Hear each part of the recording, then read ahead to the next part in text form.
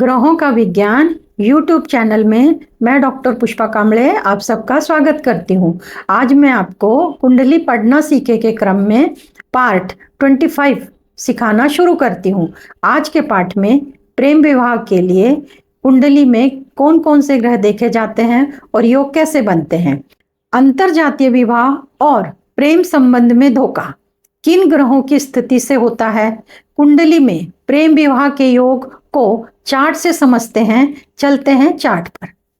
प्रेम विवाह पंचम भाव से प्रेम विवाह देखते हैं, सप्तम भाव से विवाह और भाग्य भाव से दूसरा विवाह, धन भाव से कुटुंब, ये धन भाव यानी दूसरे भाव से कुटुंब का विचार होता है, अष्टम भाव से मान सम्मान और प्रतिष्ठा, और सुख भाव यानी कि चौथे स्थान से धोखा, प्यार में धोखा मिलने का योग जो चौथे स्थान से देखा जाता है। तो इसके लिए कुंडली का आधार लेते हैं। पहला स्थान ये है पंचम भाव से प्रेम, 1 2 3 4 5, पांचवें भाव से प्रेम देखा जाता है, सातवें भाव से विवाह देखा जाता है, नौवें भाव से दूसरा विवाह देखा जाता है, धन यानी कि दूसरे भाव से कुटुंब, कुटुंब में बाढ़ होनी है, ये दूसरे भाव से देखा जाता है। अष्टम भाव, ये अष्टम भाव है, अष्टम भाव से इस जातक को मान सम्मान प्रतिष्ठा कैसी मिलेगी क्या नहीं, ये देखा जाता है। और सुख स्थान यानी ये चौथा स्थान, ये चौथा स्थान, सुख स्थान से धोखा यानी कि ये प्रेम संबंध का जो घर है इसके बैक एकदम पीछे चौथा घर है, यहाँ से प्रेम में धोखा किन ग्रहों से कैसी स्थिति से वो देखा जाता है। तो अब एक एक करके सूत्र जानते। पहला सूत्र पंचमेश सप्तम भाव में और सप्तमेश पंचम भाव में होना चाहिए। इसको ज्योतिषी के भाषा में राशि परिवर्तन कहते हैं। पंचमेश, इस पहली कुंडली में पंचमेश शनि है, शनि सप्तम भाव में होना चाहिए, और इधर जो 1 नंबर की राशि लिखी है इसका स्वामी मेष मंगल है, मंगल पंचम भाव यानी कि कुंभ राशि में होना चाहिए, मंगल कुंभ में और शनि मेष में, इसको कहते हैं राशि परिवर्तन। ऐसी स्थिति होती है तो प्रेम विवाह होना ही होना है। एक और कुंडली ले लेते हैं, यहाँ भी सेम राशि आती है कि 8 नंबर मंगल की राशि है, सप्तम में कुंभ राशि शनि की, ये देख लेते हैं। हाँ, इधर पे पंचम स्थान में गुरु की राशि है धनु, गुरु कुंभ राशि में बैठना चाहिए और कुंभ राशि का स्वामी शनि धनु राशि में बैठना चाहिए। ये योग अगर होता है तो प्रेम विवाह होना ही होना है। दूसरा सूत्र सप्तम भाव के स्वामी का संबंध लाभ भाव से होना चाहिए। ये एक वाक्य में सप्तम भाव के स्वामी का संबंध लाभ भाव से होना चाहिए। यहाँ पे सप्तम भाव का स्वामी जो है वो है शनि, शनि का संबंध लाभ भाव से होना चाहिए। तो शनि के पास 3 दृष्टियां हैं, एक तो 7वीं दृष्टि से, भाग्य में बैठेगा तो तीसरी दृष्टि से, और द्वितीय स्थान में जब बैठेगा तो 7 8 9 10वीं दृष्टि से शनि लाभ भाव के साथ संबंध बनाएगा, और यह लाभ भाव में शनि स्वतः स्थित होना चाहिए। तब सप्तमेश पंचमेश का संबंध लाभ भाव से इस प्रकार देखा जाता है। और दूसरा, लाभ भाव का जो स्वामी है और पंचमेश दोनों मिलके किसी भी भाव में अगर एकत्र युति में बैठते हैं या ये दोनों के स्वामी एक दूसरे को देखते हैं तो भी ये संबंध होता है। इस इतने प्रकार के संबंध मैंने बताए। फिर भी विशेष सप्तमेश लाभ भाव में स्थित होना चाहिए, सप्तमेश शनि है जो इधर होना चाहिए, और लाभ भाव का स्वामी सप्तम भाव में स्थित होना चाहिए, पंचम भाव का स्वामी लाभ में और लाभ भाव का स्वामी सप्तम में, यानी कि सप्तम भाव तो शादी का है, प्रेम के बाद शादी के योग, ये पहले नंबर ए जो नंबर दिया है मैंने उससे सप्तमेश लाभ में स्थित होना चाहिए और लाभ भाव का स्वामी सप्तम भाव में स्थित होना चाहिए। ये शादी प्रेम के बाद शादी का योग बनाता है। बी नंबर पे लाभेश की सप्तमेश की एक दूसरे पर दृष्टि होनी चाहिए, लाभेश 11वां नंबर सप्तमे साथ, ये दोनों के स्वामी की एक दूसरे पर दृष्टि होनी चाहिए। इस कुंडली में देख लेते हैं क्या नहीं। लाभेश सूर्य है और सप्तमेश मंगल है। सूर्य मंगल आगे पीछे है, यहाँ पे स्थिति नहीं बन रही। सूर्य ने मंगल को देखना चाहिए, मंगल ने सूर्य को देखना चाहिए, तो दोनों भी बैठना चाहिए। इधर देख लेते हैं लाभेश और सप्तमेश। लाभेश शुक्र है और सप्तमेश शनि है। शुक्र शनि अलग अलग है, इसमें भी ये प्रेम विवाह की नहीं है। लाभेश बुध है और सप्तमेश शनि है, दृष्टि भी नहीं है, अलग अलग है। सी नंबर पे क्या आ रहा है? सप्तमेश और लाभेश यानी दोनों के स्वामी किसी एक भाव में युति में होने चाहिए। सूर्य और मंगल एक साथ युति में नहीं है, शुक्र और शनि एक साथ युति में नहीं है, बुध और शनि एक साथ युति में नहीं है। उदाहरण के लिए ऐसे समझते हैं कि ये बुध है और ये शनि है, तो ये इस भाव में बुध शनि हो, इस भाव में हो, इस भाव में, इस भाव में, कहीं भी अगर दोनों एक दूसरे के साथ बैठते हैं या यहाँ पे बुध है यहाँ पे शनि है, एक दूसरे को दृष्टि से देखते हैं, तब ये पूरा सूत्र लागू पड़ता है। सप्तम भाव के स्वामी का संबंध लाभ भाव से होता है, तो प्रेम के बाद शादी होनी है। तीसरा नंबर का सूत्र, पंचमेश और सप्तमेश 12वें भाव में स्थित होना चाहिए। 12वें भाव का स्वामी पंचम में या सप्तम में होना चाहिए। पंचमेश और सप्तमेश, वापस 5वें घर से प्रेम, 7वें घर से विवाह। पंचमेश प्रेम देता, सप्तमेश विवाह, और 12वें भाव में पति पत्नी का बेडरूम देखा जाता है, इसलिए 12वें भाव का भी विचार होता है। 12वें भाव का जो स्वामी है, एक तो पंचम भाव में बैठना चाहिए या तो सप्तम भाव में बैठना चाहिए। सूत्र को देख लेते हैं। 12वां भाव का स्वामी कौन है? तो बुध है, कन्या राशि है। एक तो उसने पंचम में बैठना है, एक तो सप्तम में। इधर इनका स्वामी चतुर्थ में बैठा है, पंचम में भी नहीं है, सप्तम में भी नहीं। इधर देख लेते हैं, इनका जो स्वामी है 12वें भाव का स्वामी जो बुध है, 12वें भाव का स्वामी जो बुध है वो सप्तम में बैठना चाहिए या पंचम में। तो इधर पे बुध सप्तम में बैठा हुआ है, यहाँ पे ये योग बन रहा है। ये कुंडली में देख लेते हैं। 12वें भाव का स्वामी चंद्र, एक तो सप्तम में बैठना चाहिए, एक तो पंचम में। ये दोनों ही घर में नहीं है, वो यहाँ पे प्रेम के योग नहीं बन रहे। ये सूत्र को आगे और विस्तार से ए पॉइंट में क्या लिखा है? पंचमेश, सप्तमेश, व्ययश, यानी इनके तीनों के स्वामी ये बोला जाता है। पंचमेश किसको बोला जाता है? 5वें घर के, ये कुंभ राशि के स्वामी को यानी कि शनि को, इसको 8 को यानी कि मंगल को, यहाँ पे 9 को यानी कि गुरु को, उसको बोलते हैं पंचमेश। सप्तमेश उसी प्रकार और व्ययश भी उसी प्रकार, यानी ये स्वामी एक दूसरे के दृष्टि में होने चाहिए। अब इसी सूत्र को देखते हैं, पंचमेश, सप्तमेश, व्ययश।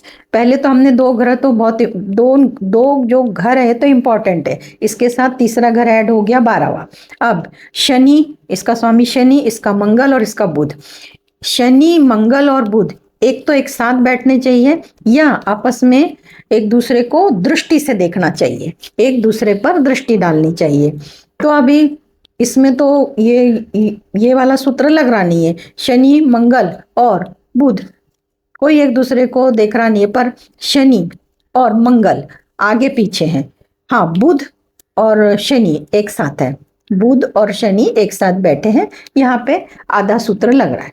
पंचमेश, सप्तमेश, व्ययश, यानी एक दूसरे पर दृष्टि नहीं है, एक साथ बैठे हैं। दूसरा सूत्र, पंचमेश, सप्तमेश, व्ययश, किसी भी भाव में युति में होना चाहिए। अब ये तीनों तो एक ग्रह तो नहीं है, मंगल अलग है, बुध और शनि एक भाव में युति में है। यहाँ देख लेते हैं, बुध शनि, बुध और शनि और मंगल, यहाँ पे सिर्फ बुध है, शनि भी नहीं है और मंगल भी नहीं है, तो यहाँ पे ये सूत्र लागू नहीं पड़ रहा। यहाँ पे देख लेते हैं, चंद्र, गुरु और शनि। चंद्र, गुरु और शनि एक साथ नहीं है, कहीं भी नहीं है, ये भी सूत्र इन कुंडलियों में नहीं लग रहा। पंचमेश, सप्तमेश, व्ययश किसी भी भाव में युति में, तो ये तीनों के जो स्वामी कहीं भी एक साथ नहीं बैठे। अगर एक साथ बैठते हैं तो उनका प्रेम विवाह होना ही होना है। चौथे नंबर का सूत्र, पंचमेश, सप्तमेश नक्षत्र परिवर्तन करना चाहिए। पंचमेश जिस नक्षत्र में है उसी के नक्षत्र में सप्तमेश बैठे और सप्तमेश के नक्षत्र में पंचमेश बैठे तो ये नक्षत्र परिवर्तन होता है, ये भी एक सूत्र लागू पड़ता है। और पंचमेश के नक्षत्र में सप्तमेश यानी कि इसको भी नक्षत्र परिवर्तन, और सप्तमेश के नक्षत्र में पंचमेश होना चाहिए, यानी कि ये दोनों के नक्षत्र में परिवर्तन होना चाहिए, तब भी शादी के प्रेम विवाह के योग बनते हैं। पांचवा सूत्र, पंचमेश सप्तम भाव में होना चाहिए और सप्तमेश पंचम भाव में होना चाहिए, या दोनों युति में होना चाहिए और पंचम भाव सप्तम भाव में होना चाहिए। एक तो पंचमेश सप्तम में, पंच शनि है जो सप्तम में यानी कि सातवें घर में, और मंगल है ये यहाँ पे बैठना चाहिए, ये पहली बात हो गई। और इसी घर में दोनों का स्वामी युति में होने चाहिए, या तो इधर पे मंगल और शनि, और या तो मंगल और शनि दोनों एक ही घर में होने चाहिए, जिसको हम युति बोलते हैं। और पंचम भाव और सप्तम भाव में होना चाहिए, यहाँ हो या यहाँ हो पर होना चाहिए, और उन पर गुरु की दृष्टि होनी चाहिए। अगर इधर पे शनि और मंगल है, इधर पे शनि और मंगल है, तो गुरु, यहाँ पे अगर शनि मंगल है, यहाँ पे शनि मंगल है, तो गुरु अगर लग्न में है तो पांचवी सातवीं दृष्टि पड़ती है। इसको भी यही सूत्रों को दूसरी कुंडली से देख लेते हैं। इधर शनि है और इधर मंगल है। शनि पांचवें भाव में बैठना चाहिए और मंगल सप्तम स्थान में बैठना चाहिए। इन्होंने राशि परिवर्तन किया, या फिर मंगल और शनि सप्तम में बैठना चाहिए या मंगल और शनि पंचमेश में बैठना चाहिए।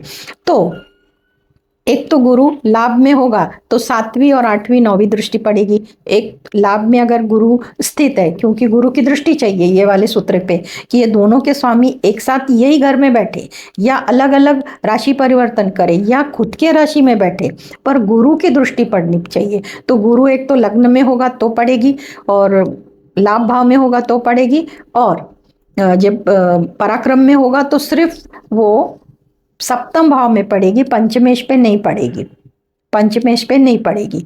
और अगर इधर पे देखते हैं भाग्य भाव में अगर गुरु है तो सातवीं आठवीं नौवीं दृष्टि एक ही घर पे पड़ती है, पर इस भाव पे नहीं पड़ती। गुरु को तो एक लग्न में होना चाहिए या तो लाभ भाव में होगा, तब ये दोनों घरों पे गुरु की दृष्टि पड़ती है। शर्त यह है कि दोनों घर पे ना भी पड़े। अगर शनि मंगल के साथ इधर है और यहाँ की भाग्य में गुरु स्थित है, उसकी नौवीं दृष्टि पड़ती है, तो भी प्रेम विवाह के योग होते हैं, सातवीं आठवीं नौवीं। पर ये दो घरों में ही दोनों के स्वामी होने चाहिए और उस पर गुरु की दृष्टि होनी चाहिए, तो प्रेम विवाह निश्चित है। अब छठवां सूत्र, गुरु लग्न में तृतीय भाव में लाभ भाव में। अभी बताया गुरु लग्न में तृतीय भाव में लाभ भाव में, ये तीनों भाव में तो दृष्टि सप्तम भाव पर होती है। विवाह जाति रिवाज के अनुसार होता है। अगर ये तीन भाव में किसी का भी जन्म कुंडली में ये तीन घरों में है गुरु, तो उनका भले प्रेम हो जाए पर उनके जाति धर्म के अनुसार विवाह होता है। पहले घर में, तीसरे घर में, लाभ घर में, पहले घर में, तीसरे घर में, लाभ घर, ये तीनों घर में अगर गुरु होता है तो उनके जाति के अनुसार ही शादी होती, प्रेम होने के बाद भी। सातवें नंबर का सूत्र बोलता है इस प्रकार है, पंचमेश दूसरे भाव में होता है। अब वापस से समझ लेते हैं कि हमने शुरू में ही देखा है धन भाव कुटुंब देखते हैं, तो ये जो धन भाव है इससे कुटुंब देखा जाता है। पंचमेश अगर कुटुंब भाव में बैठता है तो विवाह सफल होता है और विवाह शीघ्र होता है। जब ये कुंडली देखते हैं तो ये कुंडली में पंचम भाव का स्वामी शनि जाके दूसरे भाव में बैठता है, तो ऐसे जातक का विवाह जल्दी भी होता है और ये विवाह सफल भी होता है। दूसरी कुंडली, इनका जो स्वामी मंगल है ये दूसरे भाव में मंगल स्थित होता है, तो इनका विवाह जल्दी और सफल होता है। इधर गुरु दूसरे भाव में जाके बैठता है धन भाव में, तो विवाह जल्दी भी होता है और सफल भी होता है। आठवें नंबर का सूत्र, मंगल पुरुष राशि में होना चाहिए। अब आपको पुरुष राशि कौन कौन सी है वो मालूम होनी चाहिए। मंगल पुरुष राशि में होना चाहिए, यानी कि पुरुष राशि ये सब विषम है, 1 3 5 7 9 11, यानी कि मेष राशि, मिथुन राशि, सिंह राशि, तुला राशि, धनु राशि, कुंभ राशि, ये सभी राशि पुरुष राशि हैं, इनमें होना चाहिए। और शुक्र स्त्री राशि में होना चाहिए, तो ये विषम राशि है। 2, 4, 6, 8, 10, 12 पर पढ़ेंगे कैसे? वृषभ, कर्क, कन्या, वृश्चिक, मकर, मीन। इन राशियों में अगर शुक्र होता है तो मंगल पुरुष राशि में और शुक्र स्त्री राशि में होना चाहिए, और शुक्र मंगल केंद्र या कोण में होना चाहिए। इन पर लग्नेश की दृष्टि होनी चाहिए। अब मंगल इस कुंडली में पुरुष राशि में है क्या, देख लेते हैं। तो मंगल पुरुष राशि में होना चाहिए, तो ये 9 नंबर है ना, मंगल इधर पे 9 नंबर में। तो पुरुष मंगल पुरुष की जो राशि में मंगल स्थित है। अभी शुक्र देख लेते हैं।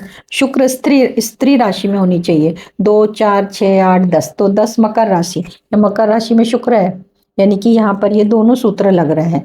परंतु होना चाहिए, ये दोनों मिल गए, परंतु ये दोनों केंद्र में होना चाहिए, परंतु ये दोनों केंद्र में नहीं है, क्योंकि शुक्र केंद्र में है, मंगल बाहर है। एक होना चाहिए। अपन सूत्र समझने की कोशिश करते हैं, और इन पर लग्नेश की दृष्टि होनी चाहिए। अब लग्नेश तो शुक्र है, लग्नेश ही शुक्र है, तो वो तो चतुर्थ स्थान पे बैठा है। परंतु जो दूसरा ग्रह है वो द्वितीय द्वादशेश कर रहा है, यानी कि ये सूत्र लागू नहीं पड़ रहा। इसको वापस से एक और, क्योंकि आगे के जो सूत्र है इसी पर डिपेंड है। तो मंगल पुरुष राशि में, यहाँ पे देख लेते हैं मंगल पुरुष राशि में है क्या। मंगल इधर स्त्री राशि में, 12 नंबर की राशि में मंगल यहाँ पे स्त्री राशि में है, और शुक्र यहाँ पे स्त्री राशि में 8 नंबर की जो वृश्चिक राशि है उसमें है, और उन पर ये दोनों केंद्र में होने चाहिए, तो दोनों केंद्र में है। यहाँ पे ये सूत्र लग रहा है, और इन पर लग्नेश की दृष्टि, अब इन पे लग्नेश की, तो लग्नेश चंद्र है, चंद्र की दृष्टि नहीं पड़ रही है, बीच में है चंद्र, तो ये यहाँ भी ये सूत्र नहीं लग रहा है। 9 नंबर का सूत्र लेते हैं। पंचमेश स्थिर राशि में होना चाहिए। स्थिर राशि कौन कौन सी है, तो 2, 5, 8, 11 इनमें होना चाहिए। तो पंचमेश इस कुंडली में देखते हैं स्थिर राशि में है क्या। पंचमेश कौन है, तो शनि है। शनि वृषभ में होना चाहिए, सिंह में, वृश्चिक में और कुंभ में। पंचमेश शनि कहाँ पर है, तो शनि इनमें से कोई भी राशि में नहीं है।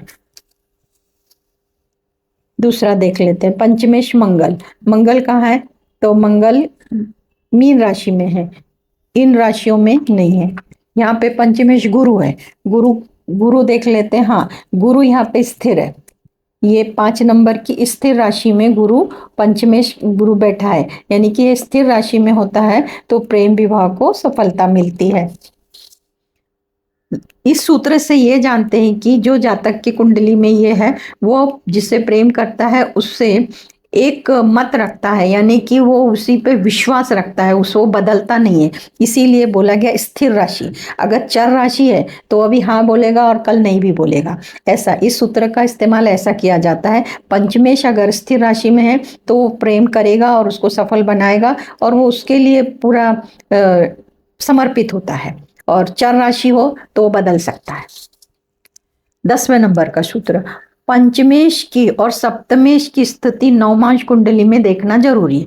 इस सूत्र को ऐसे समझते हैं, इधर पे सप्तमेश मंगल है, इधर पंचमेश शनि है, तो ये दोनों को नवमांश कुंडली, जब भी आप कोई भी ऐप डाउनलोड करते हो तो नवमांश कुंडली एक बन के आती है। उसमें इनका स्वामी मंगल और इनका स्वामी शनि एक तो नीच राशि में ना हो, 6, 8, 12 में ना हो, शत्रु राशि में ना हो, ये देख लेना पड़ता है, और तब जाके बाकी के सूत्र लगते हैं। उसी तरह दूसरी कुंडली में भी ये कि सप्तमेश शनि है, मंगल है, इनको आप नवमांश कुंडली में देखें, नीच राशि में है, 6, 8, 12 में है, तब जाके बाकी के सूत्र लगाए। इस कुंडली में देखते हैं शनि और गुरु है, इनको नवमांश कुंडली में देखे, स्थिति में नीच राशि में है, 6, 8, 12 में है, ऐसी स्थिति में बाकी के सूत्र लगते हैं तो वो सफल नहीं होंगे। जब ये इस स्थिति में होते नीच राशि में, 6, 8, 12 में, तो विवाह में उनको असफलता मिलती है। इसलिए कुंडली में जैसे भी लग्न कुंडली देखी जाती है, चंद्र कुंडली देखी जाती है, नवमांश कुंडली देखना बहुत जरूरी है। 11 नंबर का सूत्र, शुभ ग्रह की दृष्टि सप्तम भाव पर होनी चाहिए। अब शुभ ग्रह की दृष्टि सप्तम भाव पे होने चाहिए तो शुभ ग्रह में कौन कौन आते हैं? गुरु, शुक्र, चंद्र और बुध। तो शुक्र, चंद्र और बुध तो लग्नेश में ही होने चाहिए, तब जाके वो सप्तम स्थान को देखेंगे। गुरु के पास 3 दृष्टियां हैं, तो गुरु यहाँ से 7वीं दृष्टि से, यहाँ से 5वीं दृष्टि से और यहाँ से 7वीं, 8वीं, 9वीं लाभ से वो 9वीं दृष्टि से देखेगा। यानी कि गुरु 3 जगह बैठे तभी भी सप्तम पे दृष्टि है, परंतु शुक्र, चंद्र, बुध तो लग्न में ही होना चाहिए, तब जाके वो 7वीं दृष्टि सप्तम स्थान पे डाल देंगे।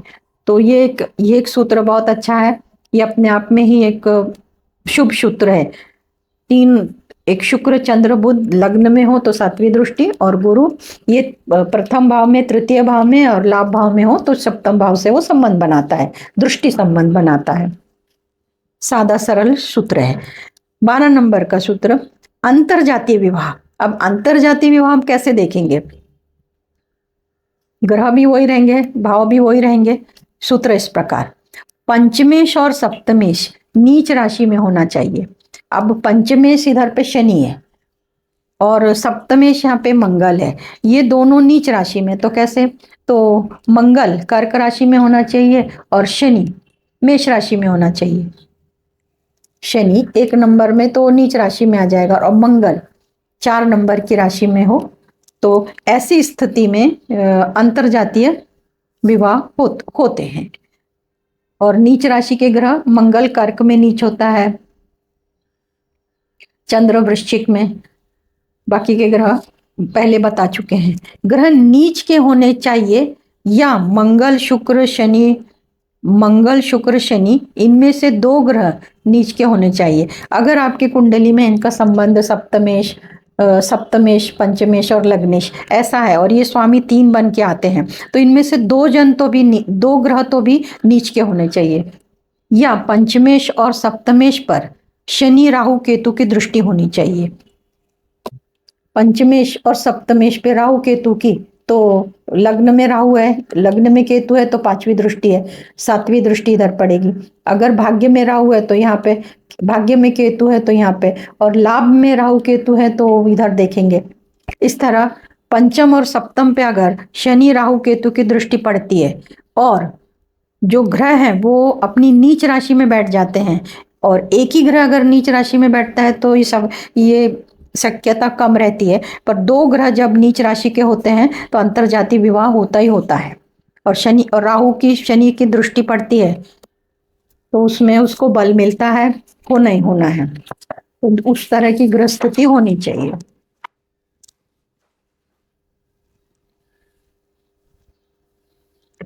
राहु अंतरजातीय विवाह विलंब से होता है। अब राहु एक तो 11वें भाव में होगा तो 7वीं दृष्टि, और 9वें भाव में, भाग्य भाव में होगा तो 9वीं दृष्टि, और लग्न में होगा तो 5वीं दृष्टि। पर ये शादी विलंब से करता है। कभी ऐसे उदाहरण आते हैं कि सबसे 3 भाई हैं या 2 भाई हैं, सबसे बड़े वाले भाई को प्यार हो गया अंतरजातीय करके, माँ बाप ने कहा कि बाकी के 2 बच्चों की शादी हो जाएगी तो फिर आपको शादी की परमिशन मिलेगी। ऐसे केस में हमने राहु को देखा है कि राहु विलंब कराता है, प्यार का रिश्ता बहुत दिन तक चलता है और लेट मैरिज होती है। प्रेम में धोखा, अभी ये जो विषय है इसको ज्यादा अच्छे से समझेंगे तो आपको कुंडली देखना पढ़ना आसान हो जाएगा। प्रेम में धोखा, इसको सुख स्थान यानी कि चौथे स्थान से देखा जाता है। चौथे भाव में प्रेम में धोखा खाने के विचार होता है। पहला नंबर का सूत्र क्या बोलता है? 4, 6, 8, 12वें भाव में पंचमेश होना चाहिए। पंचमेश जो है पीछे का जो भाव है, अगर ये 11 नंबर का जो शनि है कुंभ राशि का, वो पीछे के भाव में, तो इनको प्यार में धोखा मिला ही मिला है। अब और दूसरा, पंचमेश इन भाव में बैठना चाहिए। इससे आगे वाले भाव में अगर 5 और 6, इस आगे वाले भाव में अगर पंचमेश बैठता है यानी कि शनि वही रिजल्ट है। 8वें में बैठता है वही रिजल्ट है, और 12वें में बैठता है तो वही रिजल्ट है। प्रेम में धोखा ही मिलता है। मंगल बुध सूर्य, मंगल बुध सूर्य युति में होते हैं। अब सूर्य और बुध तो हमेशा साथ आगे पीछे होते हैं, पर मंगल कहीं से युति में आ जाए और ये तीनों ग्रह बहुत नजदीक भी हो जाए, आगे पीछे भी, और ये एक ही घर में हो, मंगल बुध सूर्य, यहाँ जैसे बुध और सूर्य एक साथ है पर मंगल पीछे है, तो ऐसी स्थिति में हाँ यहाँ भी ऐसा ही है, मंगल और बुध और सूर्य इधर एक साथ है और मंगल अलग है, तो ये दो, इनमें से कोई भी दो ग्रह एक साथ आते हैं और एक ग्रह आगे पीछे हुआ तो इनके अधिक प्रेम संबंध होते हैं, क्योंकि एक प्रेम संबंध टूटता है, धोखा मिलता है, वापस दूसरा भी हो जाता है, तीसरा भी हो जाता है। इसमें एक फायदा है कि ये लोग डिप्रेशन में नहीं जाते, एक प्रेम करने के बाद दूसरा प्रेम इसको यूनिवर्सल भेज ही देता है, यानी कि वो मिल जाता है, खोजने की जरूरत नहीं होती। पर इनकी कुंडली में मंगल बुध सूर्य एक होने युति में होने चाहिए, या दो ग्रह भी युति में होते हैं तो ऐसे योग बनते हैं। तीसरा सूत्र, चतुर्थ भाव पर शनि राहु केतु की दृष्टि होती है तो असफलता मिलती है। चतुर्थ भाव पे, अब चतुर्थ भाव पे शनि राहु, पर शनि का सूत्र क्या है, शनि जहाँ पे बैठता है, जहाँ पे होता है वहां का कल्याण करता है, और शनि की जहाँ दृष्टि होती है वो नाश करती है। तो शनि यहाँ पे, तो चतुर्थ भाव एक्टिवेट हो गया, और शनि खुद स्वराशि का है, वहां पे शश योग बना रहा। पर राहु केतु, तो राहु की दृष्टि है, राहु की दृष्टि सब शनि पे है और 4th हाउस पे है, तो इधर प्रेम में असफलता मिलती है। यही सूत्र इधर लगाते हैं। अब ये चतुर्थ भाव है, पंचमेश 8 नंबर का जो स्वामी मंगल है, वो मंगल कौन में जाके बैठा है, परंतु इन भाव में नहीं है। 4 6 8 12, 4 6 8 12 इन भाव में नहीं है। ओके, और चतुर्थ भाव पे दृष्टि, तो अभी केतु की दृष्टि है, 7 8 9 केतु की दृष्टि पड़ रही है, तो प्रेम में असफलता मिलती है। अब ये इतने असफलता के बारे में बताया, पर जब यहाँ पे दृष्टि में होते हैं तो एक दोष है, परंतु दृष्टि में होते हैं तो दोष है, परंतु जो ग्रह जहाँ पे स्थित भी है और वो डिग्री से कम है, अंश बल से कम है, तो इन सब पे इनकी ऊर्जा बढ़ाई जा सकती है। तो इन सब की ऊर्जा बढ़ाने के लिए उपाय, मंत्र, दान और इसके अलावा पूजा पाठ ये सब करते हैं, तो आपको जो ग्रह अंश बल में कमजोर है और जिनकी दृष्टि शुभ ग्रह की पड़ती है परंतु वो अंश बल में कमजोर है, तो उनकी ऊर्जा बढ़ाने के लिए आपको पूजा पाठ मंत्र करना चाहिए। कुंडली में ग्रह अंश बल में कमजोर है, अशुभ ग्रह से दृष्ट है, अशुभ स्थान में स्थित है, कार्यों में प्रेम संबंध में अड़चन आ रही है, ऐसी स्थिति में आपको मंत्र की सहायता से ग्रहों की ऊर्जा बढ़ाना चाहिए। तो 12 ज्योतिर्लिंग की साधना, मंत्र, शनि उपासना, शनि मंत्र, पितृ प्रेरित दोष साधना उपासना मंत्र, रुद्राक्ष साधना मंत्र, नक्षत्रों के मंत्र, ग्रहों से संबंधित वनस्पति साधना, मैंने मेरा दूसरा चैनल स्वदर्शन ध्यान साधना यूट्यूब चैनल में साधना, मंत्र, दान संबंधी जानकारी विस्तार से बताइए। आप उस चैनल से जाकर जानकारी प्राप्त कर सकते हैं। उस चैनल का लिंक मैं आई बटन पे देती हूँ, आप उस चैनल पर जाकर जानकारी प्राप्त कर सकते हैं। आज के लिए इतना ही, धन्यवाद।